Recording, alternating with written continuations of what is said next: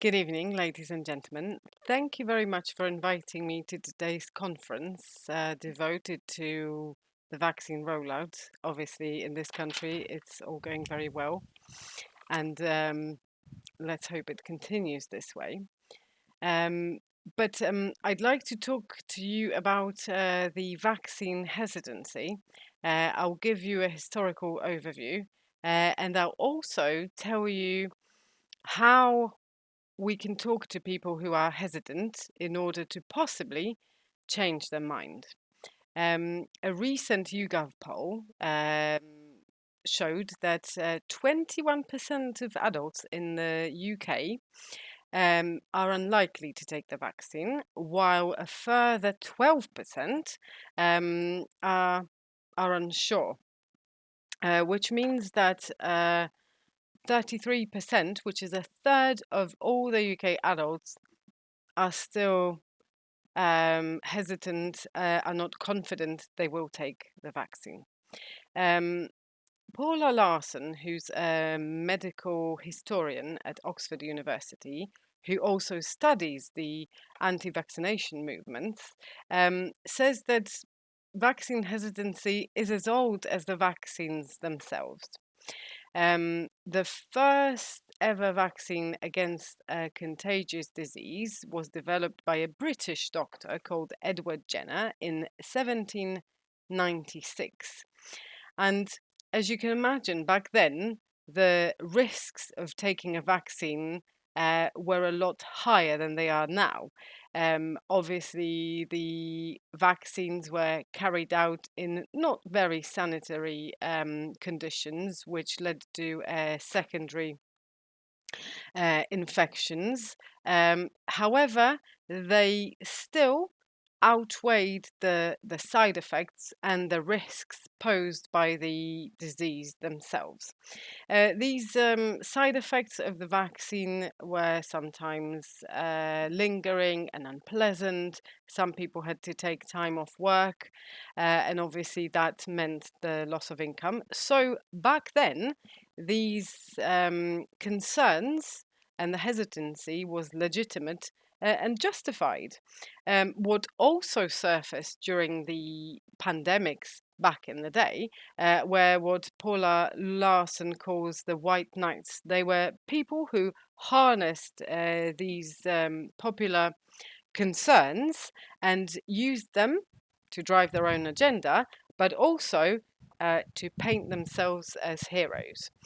And she gives Paula Larsson gives a specific example of a person like this. He was called Dr. Alexander Ross, who during the smallpox outbreak in Montreal in 1885 produced a pamphlet where he assured his readers that the vaccine did not prevent the smallpox at all, that indeed it caused it, along with some other diseases like syphilis, for example, that it killed children, and funnily enough, that the pandemic or the epidemic in the city didn't really exist, and it was a figment of someone's imagination. As proof, he produced these testimonials from people who branded themselves as doctors, professors, sirs, and these tactics are present throughout history. And these tactics include talking down the disease threat, but at the same time talking up the vaccine threat, hinting at a bigger conspiracy, and appealing to other authority figures who dare to challenge the overall consensus. And now, talking of maybe actions speaking louder than words, surprise, surprise, Dr. Ross got vaccinated himself during the epidemic.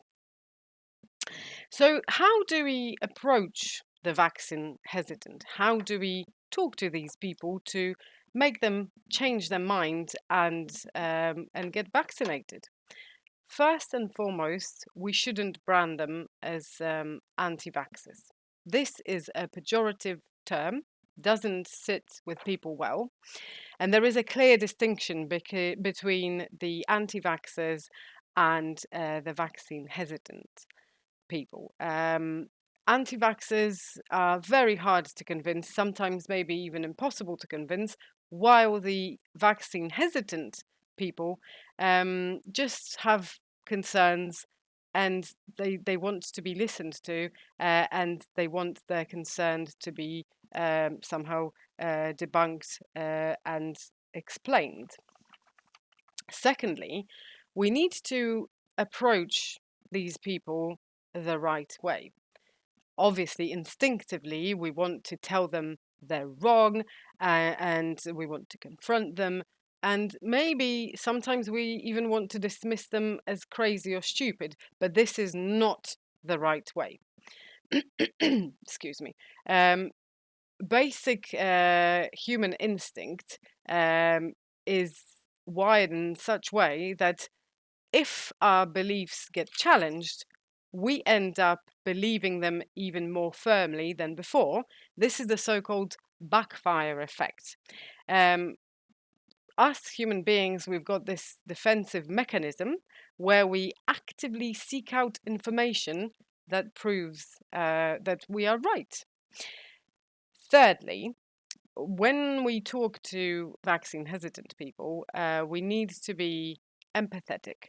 We can't be judgmental. We need to actively listen and focus on the benefits of getting vaccinated. Rather than contradicting these people, we should show them where they can get additional information. When people feel trusted and, most of all, respected, then they are more likely to listen to us. And also, if they find the information on their own, they have time to process it and to engage without feeling defensive.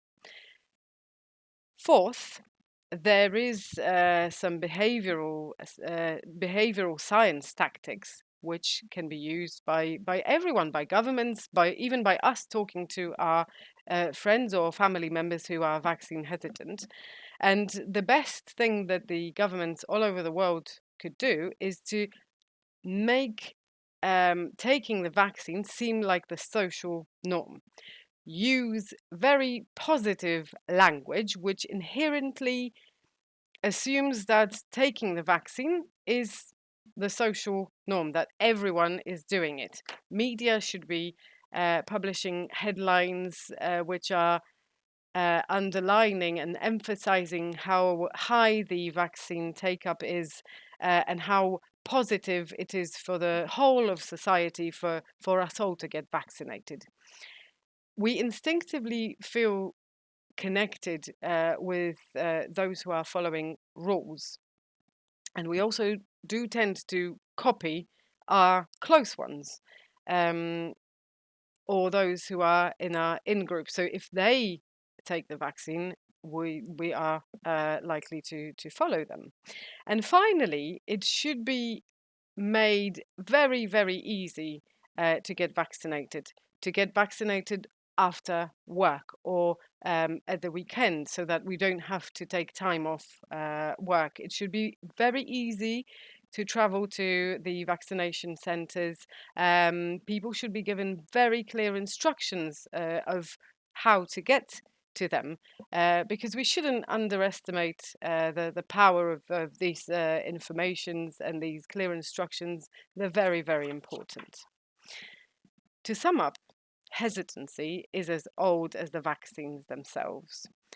To convince people, we shouldn't dismiss them as anti-vaxxers or as crazy or stupid. We should show them understanding. We should respect their views. We should actively listen. And most of all, focus on the benefits of getting vaccinated.